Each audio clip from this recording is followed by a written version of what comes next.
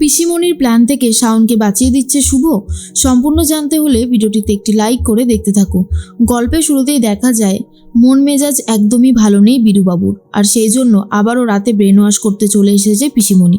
কারণ পিসিমণি খুব ভালো মতন জানে বীরুকে যদি ব্রেন ওয়াশ করে দিতে পারে তাহলে শাওনের কপালে অশেষ দুঃখ থাকবে।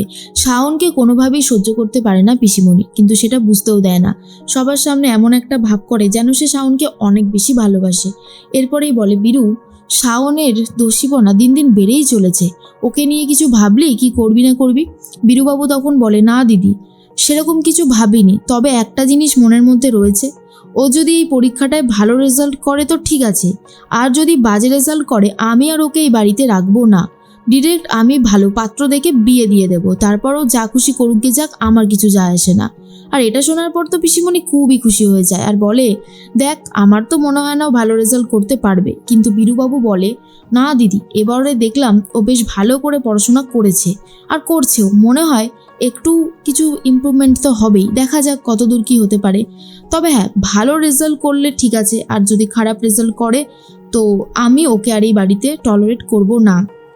এর মাঝখানে রাত হয়েছে, আবারও পড়তে বসবো বলে ঠিক করে শাওন। তখনই বিথিকা বলে, হ্যাঁ রে, তুই আবার পড়তে বসবি রাতের বেলা? কাল তো তোর এক্সাম আছে, আজকে না হয় একটু ঘুমা। কিন্তু শাওন বলে, না কাকিমা, আমাকে মন দিয়ে পড়তে হবে, এই পরীক্ষাটায় আমাকে ভালো রেজাল্ট করতেই হবে, না হলে কোনোভাবেই হবে না। এরপরে বিথিকা বলে, ঠিক আছে, এই ফ্লাস্কের মধ্যে আমি চা দিয়েছি, তোর যখন ঘুম পাবে তুই একটু চা খাস, ঠিক আছে? আর আমি যদি এখানে থাকি তাহলে তো গল্পই হবে, পড়াশোনা আর হবে না। যাই হোক, তুই ভালো করে পড়। এরপরেই শাওন পড়তে বসে পড়ে আর ভাবে তাকে পড়তেই হবে। স্ত্রী তখন ভাবে, তোমাকে যে কোনোভাবেই ভালো রেজাল্ট করতে দেওয়া যাবে না শাওন, তাহলে যে আমার অবস্থা অনেক বেশি খারাপ হয়ে যাবে, আর সেটা আমি কোনোভাবেই হতে দিতে পারবো না। এর মধ্যে বিথিকা বলে, রাজীব, আমার আর এই বাড়িতে থাকতে ইচ্ছে করে না, চলো না আমরা এখান থেকে কোথাও একটা চলে যাই। এইভাবে শাওনের প্রতিদিনের পর দিন যে অন্যায় হচ্ছে, এটা আমি আর চোখের সামনে দেখতে পাচ্ছি না, আর আমি তো এর কোনো প্রতিবাদও করতে পারবো না, তাই আমার এখানে থাকতে একদমই ভালো লাগে না। রাজীব তখন বলে, এরকম বলো না বিথিকা, একটা কথা ভাবো তো, বৌদি আমাদেরকে এই বাড়িতে আশ্রয় দিয়েছিল, আর আজকে যদি আমরা শাওনকে ছেড়ে চলে যাই তাহলে শাওনের অবস্থাটা আরও কতটা খারাপ হয়ে যাবে।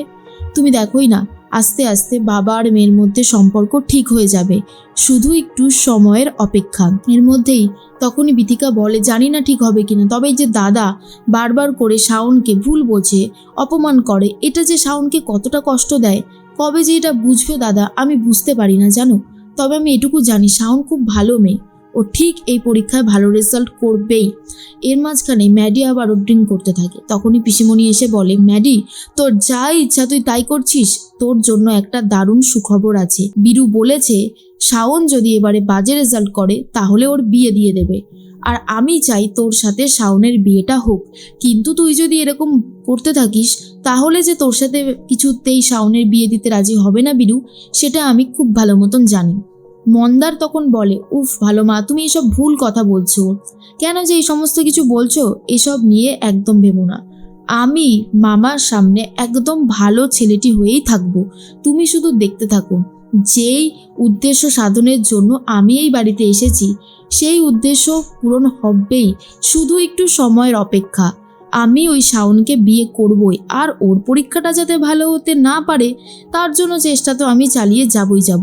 পিসিমণি বলে, কিন্তু তোর যে এই রকম একটা অধঃপতন হচ্ছে, তুই কি সেটা বুঝতে পারছিস? এরকম ভাবে আর কতদিন চলবে? ম্যাডি বলে, আসলে একটু খেতে ইচ্ছে করেছে তাই খেয়েছি, কিন্তু তুমি ভেবো না, আমি পুরো বিষয়টা সামলে নেব।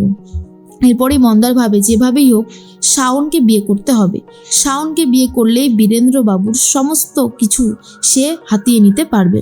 এর মাঝখানে রাত হয়ে গেছে, পড়তে পড়তে ঘুমিয়ে পড়েছে, আর শাওনকে তখনই দেখতে চলে এসেছিল শাওনের বাবা। শাওন তো রীতিমতো শীতে কুঁকড়ে রয়েছে। শাওনের ঘর থেকে একটা চাদর নিয়ে এসে শাওনের গায়ের ওপরে দিয়ে দেয়, আর তখন শাওন নিশ্চিন্তে ঘুমাচ্ছে। সকাল হয়ে গেছে, সকাল হতেই ঘুম ভেঙে গেছে শাওনের, আর গায়ে একটা চাদর দেখার পর বলে, কাকিমা, তুমি এই চাদরটা আমাকে দিয়ে গেছিলে তাই না রাতের বেলায়? বিথিকা বলে, না না, আমি কোথায়, আমি তো ঘুমাচ্ছিলাম, আমি দিইনি। তখনই শাওন বলে, তাহলে এটা কে দিয়ে গেল? জানো, আমি স্বপ্নের মধ্যে দেখছিলাম আমার বাবা এসে আমার গায়ে চাদর দিচ্ছে, তাহলে স্বপ্নটাই সত্যি হয়েছে বলো। বিথিকা বলে, শোনো আর লেট করো না, এরপর রেডি হয়ে যাও, ঝটপট করে বেরোতে হবে তো, সামনে আর তো সময় বেশি বাকি নেই, পরীক্ষা তো। এরপরই শাওন ঝট করে রেডি হয়ে চলে আসে, ঠাকুরের কাছে আশীর্বাদ নেয় আর বলে, ঠাকুর তুমি দেখো, আমি যেন পরীক্ষায় খুব ভালো রেজাল্ট করতে পারি, আমি যেন আমার বাবার সম্মান রাখতে পারি, বাবাকে আমি খুব ভালোবাসি, বাবার সাথে আমার সম্পর্কটা যাতে ঠিক হয়ে যায় সেই চেষ্টাতেই তো আছি বলো। তুমি চাও না আমি পরীক্ষাটা ভালো দিই? এই বলেই ঠাকুরের আশীর্বাদ নেয়। আর অন্যদিকে মন্দার আর পিসিমণি রেডি হয়ে বসে আছে, কি করে শাওনকে পরীক্ষা দিতে দেবে না সেই চেষ্টা চালিয়ে যাবে। এরপরেই মন্দার দুধের মধ্যে ঘুমের ওষুধ রীতিমতো মিশিয়ে দেয়, যাতে দুধটা খেলেই শাওনের শুধুমাত্র ঘুম পায়। অন্যদিকে শুভ চলে এসেছে, নিয়ে যাবে পরীক্ষা দিতে শাওনকে। শুভ বলে, ম্যাডাম আপনি রেডি তো? চলুন বেরোবেন, হাতে সময় তো খুব কম। শাওন বলে, হ্যাঁ শুভ, এবারেই বেরোবো। কাকিমা বলে, শাওন পরীক্ষাটা কিন্তু ভালো দিতেই হবে। এরপরেই সেই দুধ নিয়ে হাজির হয়ে যায় পিসিমণি, কিন্তু কোনোভাবেই আর দুধ খেতে চায় না শাওন। আর অন্যদিকে শুভ ভাবে যত তাড়াতাড়ি সম্ভব ম্যাডামকে নিয়ে যেতে হবে, এদিকে মন্দার ভাবে দুধটা যেভাবেও খাওয়াতে হবে, না হলে তো আমার উদ্দেশ্য কোনোভাবেই পূরণ হবে না।